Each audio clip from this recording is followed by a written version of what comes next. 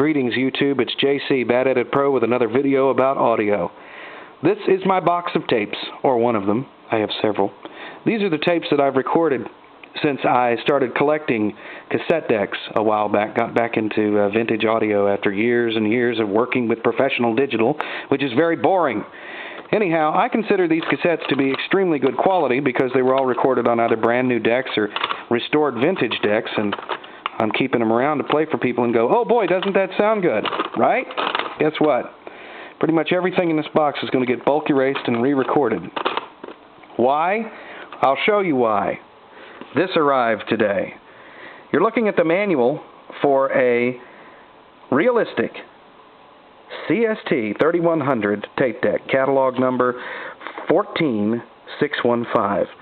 Came to me from a seller in Colorado who runs an electronics shop where he repairs and rebuilds electronic equipment. This machine has been totally and completely restored with all new belts, head alignment, and electronic calibration. It is performing better than the specifications in the manual. And the specifications in the manual are very impressive. You can't see this because this cheap camera won't focus close enough for you to see. But the frequency response on this machine is rated at 20 to 21,000 hertz. So let's look at the machine. I call this the Obsessive Compulsive Cassette Deck. Why? Because only a person who is absolutely obsessed with audio would want one of these machines. Let's get a very quick demonstration of the playback. I don't want to take a lot of time playing back audio because there's a lot to talk about on this machine. I'd like to try and get it into one video. Put the tape in the machine, make sure that's selected properly, and hit play.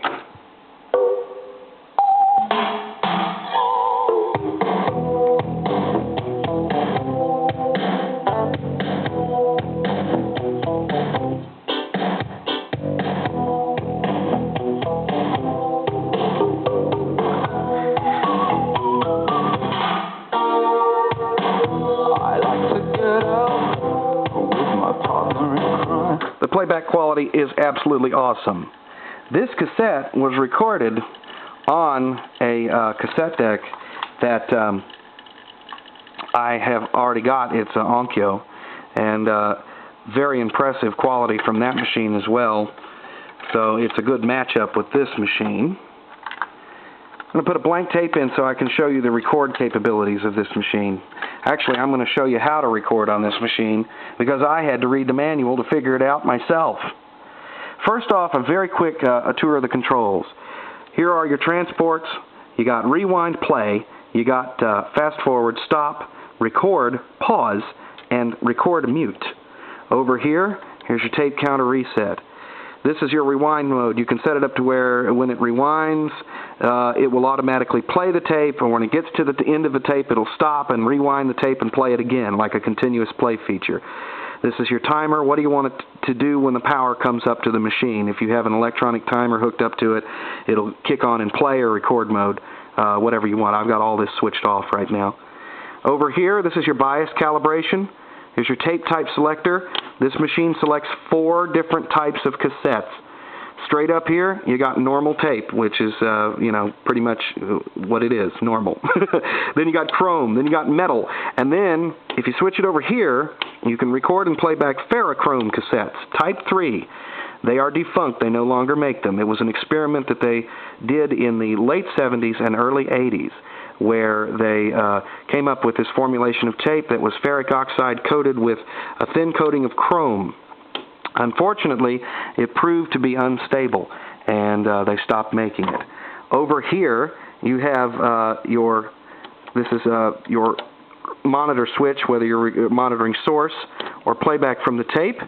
This is your output level control. It does not affect what the meters read, just the output level of the machine. Record input level with a memory ring. You can set your levels, set the ring, and then it provides a detent that you can feel so you can fade in and fade out and get back to where you had it originally set up. 2 mic inputs over here. And this light here indicates whether you're running Dolby noise reduction or not. Switch the right switch, it would help. See, now you have Dolby on.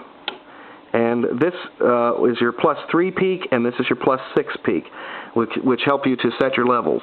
According to the manual, you set the levels until the +3 just lights occasionally, and you're recording at saturation. If the +6 lights, you're recording a little too hot, need to back down.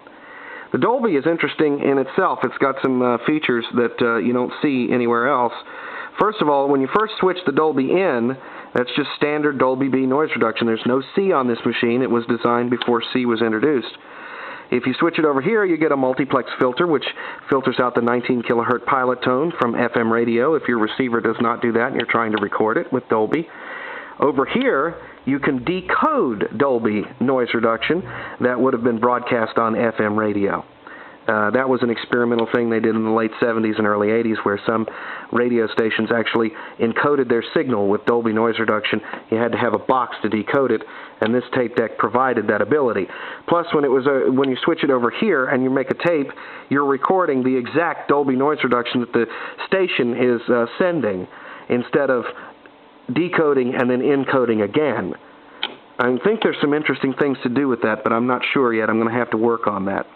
Okay, so let's get into calibrating the record electronics of the machine. I got a blank tape in the machine, and what you do to calibrate it is you come over here before you make your actual recording, and you hit record. You can hit play, have the machine, you can punch in.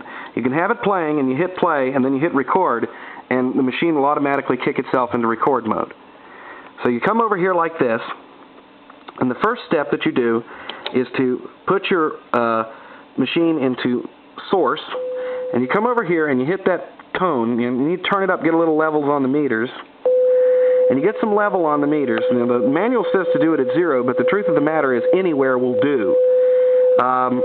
What you do is you hit this tone and you look at your output, and then you use these little trimmer controls to match the input to the output perfectly. So whatever's being recorded on the tape, whatever goes onto the tape, is exactly the right level of what comes out.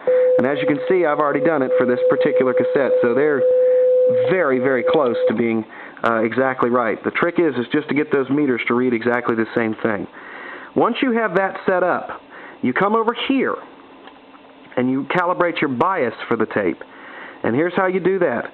Put the machine in monitor so you can hear what's coming off the tape, and it's going to mute it when I push the button, so you can't hear it, you just see it. In the left channel, it records a 500 hertz tone. In the right channel, it records a 10 kilohertz tone. And what you do is you adjust your bias control until both of these meters read the same thing. That is how you know that you have the bias set perfectly on your cassette, so that the output frequency response will be perfect. And I can go back and play just a touch of that tape where I was doing that calibration, and you'll hear the two different tones, possibly. There they are right there. So now that the tape has been calibrated properly, go ahead and rewind it. Reset our counter here. Let's go ahead and just, I've already set my level, so all I have to do is return it to the detent on the memory ring. Got a CD queued up and it's ready to go. So I'm going to hit record, hit play, and go ahead and hit record too. Now we're recording. We're monitoring off of the source. So we'll let you hear that first, and then I'll switch to let you hear the playback. And on this cheap camera, it's not going to sound that much difference, and I'm sorry, but that's the source. That's the tape.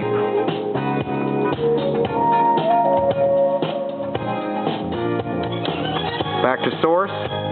Switch in Dolby noise reduction.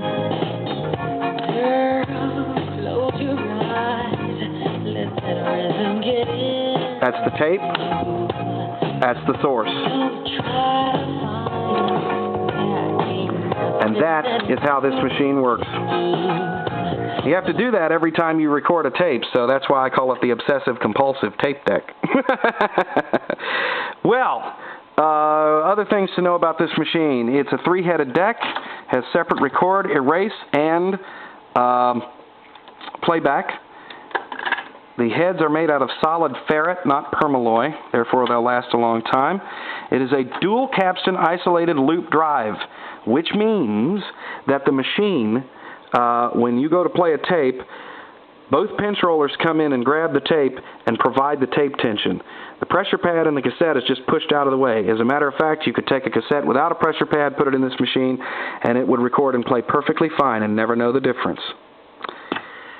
The wow and flutter on this machine, because of that isolated loop system, reads at 0.07 according to the technician that rebuilt it. He sent me a spec sheet of what the machine actually reads. The frequency response, 20 to 21,000 hertz. This is the Obsessive Compulsive Ultimate Cassette Deck, the Realistic SCT-3100 from 1981. JC, Bad At It Pro, waving bye-bye. Thanks for watching.